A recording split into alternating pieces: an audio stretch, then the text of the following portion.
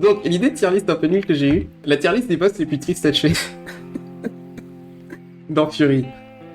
Non mais attends, donc déjà il y a des boss qui genre, j'ai clairement pas envie de tuer. Je pleure, putain. Ensuite, il y en a, il aurait pu vivre. Quand même.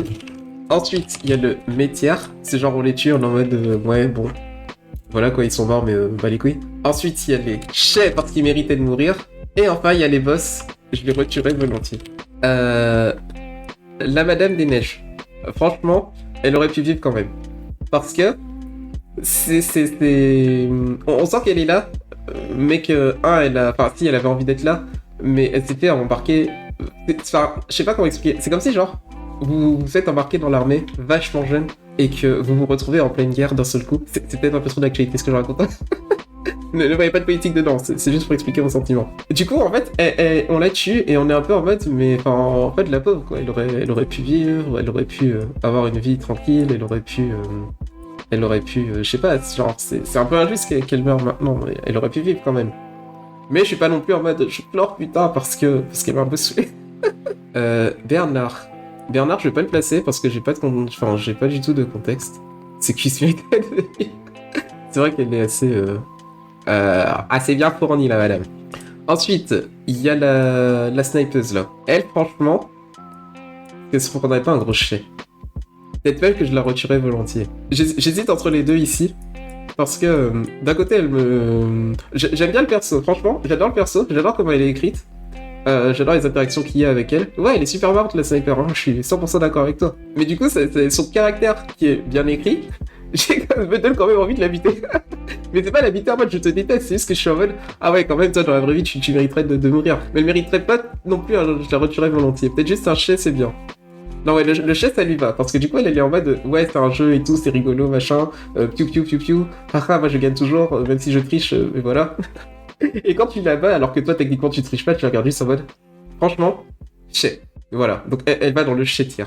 Ce monsieur là. Lui, franchement, je le retirerais volontiers. Déjà parce que il nous a électrocutés. Je suis sûr que dans l'histoire, canoniquement, c'est le mec qui nous a le plus torturés. Parce que c'est le premier boss, c'est celui qui était chargé de nous garder directement. Et la scène d'ouverture du jeu, c'est lui qui nous pète la gueule et qui nous électrise juste pour son plaisir personnel.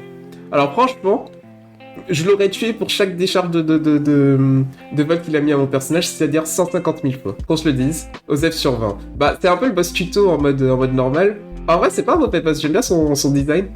Son chara design est un peu nul, on va dire. En fait, il est pas giga original, mais il est pas non plus nul. Son combat est là, il est intéressant. Il met quand même, il challenge quand même assez bien, il montre bien dans quoi on se plonge, quoi.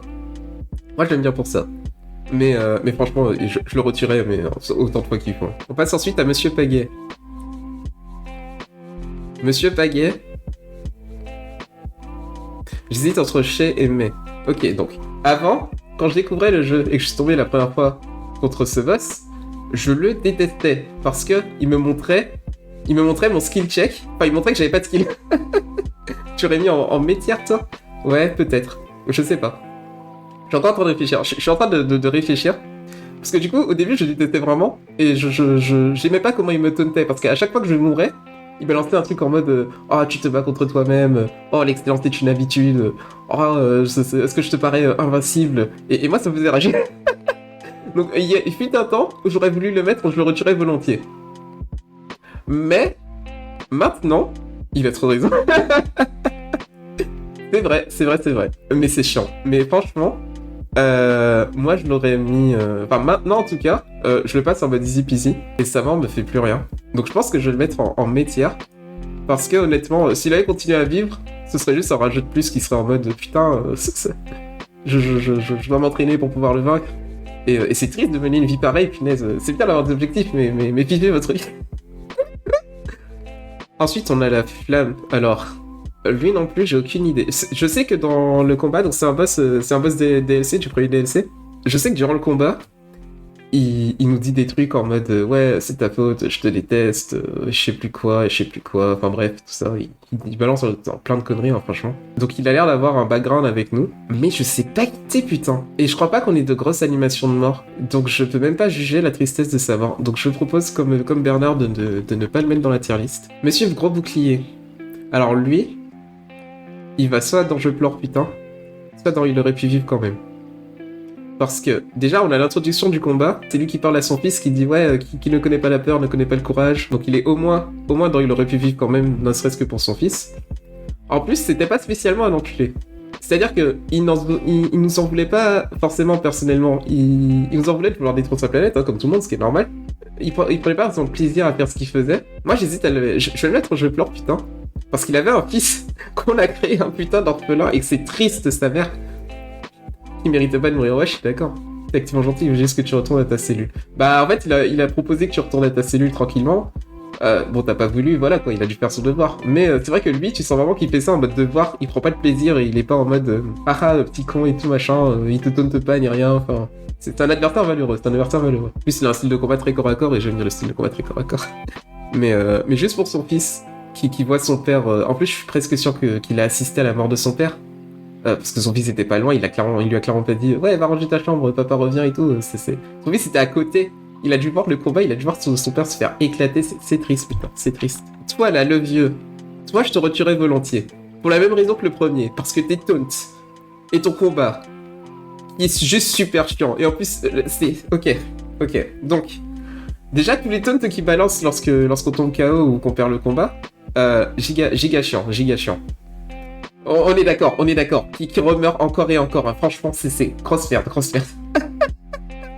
Déjà pour ces taunts. Ensuite, ces allures de monsieur je sais tout en mode ouais, moi je vois le futur, je voyage dans le temps et tout, je peux pas te tuer mais je peux t'effacer du présent. En plus, moi j'avais prévenu tout le monde que t'arrivais et que ton machin et tout. Non mais franchement, c'est...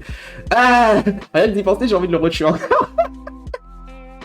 Je referai pas son combat hein, parce que c'est une purge. Mais très clairement, il va dans le tir, je le retuerai volontiers. Zéro attachement à ce boss, trop pète couille. Toi, tête de poisson.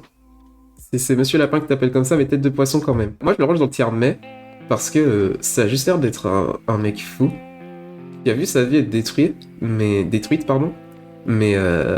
PTDR tiki quoi, ça me fait ni chaud ni froid qu'il meurt. En plus, il ressemble déjà plus du tout. Il ressemble déjà plus du tout à un humain. Donc, aucune idée enfin, aucun attachement envers ce perso, que ce soit positif ou négatif, hein. Donc, franchement, c'est un gros mets sur 20. Prédiché parce qu'il me saoule. Je peux comprendre pourquoi. C'est vrai qu'il a le... Ah si, t'as raison. On va le descendre en chai. Parce que c'est vrai que le fait que quand tu prennes des coups, il y a ton écran qui se blur et tout, et que... et qu'il y a... Enfin, genre, si c'était pas un jeu vidéo, c'était un combat IRL, entre guillemets, avec des grosses guillemets, ce serait juste du poison chiant. Ouais, non, le fait de le battre, on aurait vraiment ressenti une satisfaction. Haha, connard. La Valkyrie.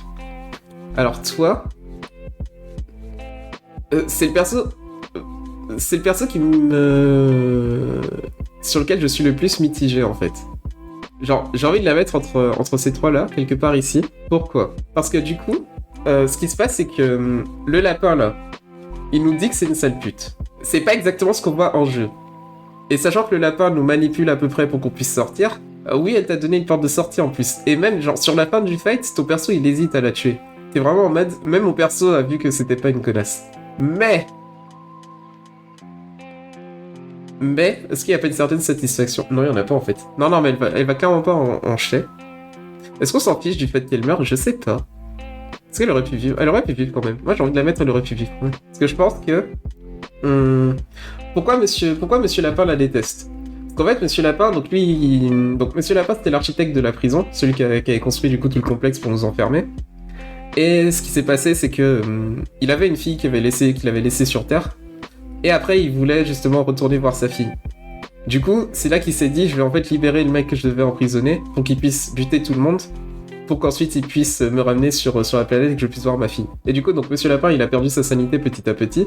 Et j'imagine que elle a dû voir Monsieur Lapin perdre sa sanité petit à petit et voir qu'il essayait de s'évader, alors que c'était censé être un gardien. Donc elle a dû juste lui rappeler les règles en mode hop, hein, Jean-Pierre. Tu es gardien de prison. Il y a un mec, s'il sort de la prison, la Terre est détruite. Ok, on a tous fait des sacrifices, etc. Je comprends, t'as envie de voir ta fille. Franchement, tranquille. Mais tu vas rester ici, en fait. Et lui, il a pas pris ça. C'est pour ça que dans sa tête, il est en mode ouais, grosse pute et tout, machin, tu mérites de mourir. Mais nous, c'est pas ce qu'on va. Elle nous offre une porte de sortie. Elle nous parle vraiment de façon très gentille. Elle nous laisse toutes les chances du monde de pas la combattre et de retourner tranquillement. Enfin, en fait, non. Elle nous dit même pas retourne dans ta cellule. Elle nous dit reste ici avec moi et tu vas voir, on va passer du bon temps ensemble. Franchement, très alléchant. Notre perso, et nous en tant que joueur, je ne crois pas qu'on ait vraiment de raison de la détester. Et franchement, elle est même un peu, je la trouve même un peu touchante. Donc franchement, elle aurait pu vivre quand même. Mothership, j'en parlais juste après. Mais d'abord, la folle, là. Toi, tu vas en mai sur 20, en fait. Parce que elle est déjà folle. Et du coup, donc son background, c'est que c'était déjà une sauvage avant. Elle était déjà en mode furie qu'on devait de toute façon... Haha, le nom du jeu, encore une fois. Pardon. Qu'on devait enfermer. Donc je crois qu'elle était enfermée avant même la construction de notre prison. Et du coup, elle a été intégrée à notre prison en tant que gardienne parce que je suis à peu près sûr qu'ils se sont dit « Oh ouais, ce serait rigolo, sachant qu'elle est déjà enragée, qu'elle a déjà envie de tout détruire, qu'elle va juste péter la gueule de notre prisonnier, quoi. Tranquille. » Je sais que horrible. Mais en fait, au final, elle a pas de personnalité en soi, à part le fait qu'elle soit enragée. Donc je suis vraiment pas en mode je pleure où elle aurait pu vivre quand même. Au final, je suis même plutôt content de la tuer parce que je me dis que je l'ai libérée d'un sort qui est assez triste. Mais en même temps, je suis pas non plus en mode elle méritait. Haha, tu méritais. Enfin, c'est vraiment aucun sentiment. C'est un très bon mais. Partie de moi s'est dit qu'elle devrait être plus tard dans le jeu, mais c'est logique qu'elle soit au fond de la prison. Ouais. Je sais pas. Peut-être en termes de concept, ça aurait pu faire sens qu'elle fasse plus. Qu'elle soit plus tard dans le jeu. Ouais, c'est une menace, donc t'as pas envie qu'elle soit trop près de la Terre non plus. Donc son placement est quand même pas illogique, même lore-wise. En tout cas, en termes de combat, moi ça me choque pas que ce soit le deuxième combat. Parce que il est pas trop compliqué, mais il met quand même des nouvelles mécaniques qu'il n'y avait pas dans le premier boss. En termes genre de game design, son placement fait totalement sens. En termes de lore, peut-être un étage plus bas. Quoique... Non, en vrai, pour moi, en termes de lore, c'est totalement justifié. Parce que, donc, du coup, le premier gardien de prison, c'est vrai que ce soit pas un mec... Enfin, c'est un sadique, ça c'est sûr, prend plaisir à ce qu'il fait. Et c'est pour ça que c'est le mec le plus désigné pour l'être. Enfin, pour être en tant que gardien direct de prison. Parce qu'on est sûr que c'est le mec qui va tout faire pour qu'on sorte pas et qui va juste s'éclater à nous torturer. Les autres après lui, donc mis à part la folle furieuse et le monsieur poison là, eux, ils sont un petit peu plus en mode devoir... Bon, sauf la snipeuse, mais elle, c'est un peu plus compliqué. Mais du coup, ils auraient pas pu mettre la folle en tant que premier gardien. En fait, elle aurait... Vu qu'elle est imprévisible, si jamais d'un seul coup elle se dit ouais, ben je vais aller faire autre chose, taper un mur plutôt que de surveiller mon prisonnier. Parce qu'elle adore taper des murs avec sa tête. Je peux comprendre que c'est pas forcément le gardien le plus désigné. Et en plus de ça, du coup, en la mettant juste en deuxième position, ça fait qu'on s'assure un peu que même si j'arrive à sortir et à passer le premier gardien, celle-là, vu qu'elle est plus compliquée à passer, puisque c'est juste elle fait juste détruire tout ce qu'elle voit, du coup moi y compris. C'est un peu une façon de protéger aussi les gardiens ensuite qui ont pas forcément envie de se battre, quoi. Si on passe maintenant à Mothership, le vaisseau mère. Le vaisseau mère, j'ai envie de dire, je le retirerais volontiers. Mais là, je suis totalement biaisé parce que c'est seulement d'un côté game design où je déteste totalement ce combat, vraiment. Le fight est pas du tout agréable, je trouve. Ça me saoule un peu qu'ils se sont dit que pour le True Last Boss, ils allaient presque enlever la moitié des mécaniques du jeu, dans le sens où il y a 0 phase corps à corps.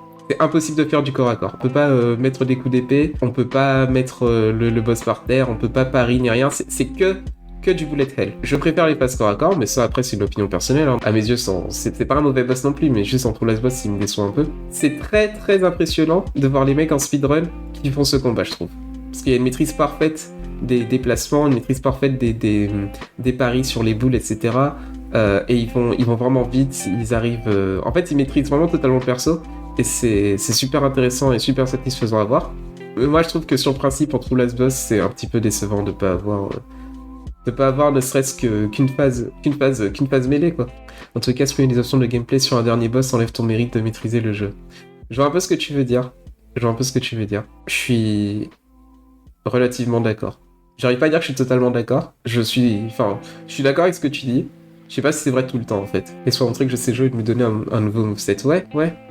Après, d'un autre côté, on a le boss Ouais, c'est ça. En fait, son problème, c'est que c'est le dernier boss. Parce que je pense à Monsieur Paguet, lui, là. J'ai totalement oublié. J'ai totalement oublié le nom des boss de ce jeu, mais c'est pas grave. Ce mec, lui, du coup, il n'y a pas du tout de phase de distance. Moi, ça me va très bien, parce que moi, je suis un joueur mêlé dans ce jeu, je préfère clairement faire de la mêlée, ça c'est sûr. Mais du coup, donc c'est un peu le contre-pied de Mothership, sauf que lui, je trouve qu'il récompense énormément le joueur de maîtriser le système de mêlée, parce que du coup, on peut finir le fight très très vite quand on maîtrise un petit peu le système de mêlée, et si on le maîtrise pas, ben, c'est vraiment un entraînement incroyable qui fait step up très bien sur le jeu. Mothership, j'ai pas cette impression. J'ai pas cette impression, je trouve que c'est... Il y a pas vraiment moyen de cheese le bullet hell. Alors un petit peu parce qu'il y a des endroits un peu safe et tout, mais... Ouais, je sais pas, j'ai pas du tout la même impression. En tout cas, moi sur ma tier list, je retirerais volontiers parce que j'aime pas ce boss. Mais ouais, je sais pas qui est-ce que j'aurais mis entre les boss. Ah ouais, j'étais en train de me dire, l'un des riders qu'on voit à la fin qui débarque sur la Terre quand on prend la fin assimilation, ça aurait pu être marrant de se battre contre une armée de riders. En mode, tu finis contre un boss qui a genre 10 vies, et en fait c'est 10 riders différents qui ont basiquement ton moveset, mais avec des gimmicks un peu différents, quoi. Et du coup, bah, il y en aurait un qui serait en mode full distance, et après tu le bats, voilà. Un qui sera en mode full corps à corps, un qui fait un peu des deux. Ensuite, on aurait des patterns différents. Enfin, en fait, globalement, ça aurait été un boss avec 5-6 phases. Mais juste, il aurait eu une phase distance, une phase mêlée, une phase mixte avec des patterns différents. Après, quand même, la mise en scène du vaisseau mère, moi, je la trouve incroyable. Vraiment, ça te met bien l'ambiance, True Last Boss. Et, la mise en scène est vraiment cool. Je sais pas si on aurait pu faire une mise en scène aussi bien avec tous les riders. Parce qu'au final, il manque un peu de personnalité, c'est le principe.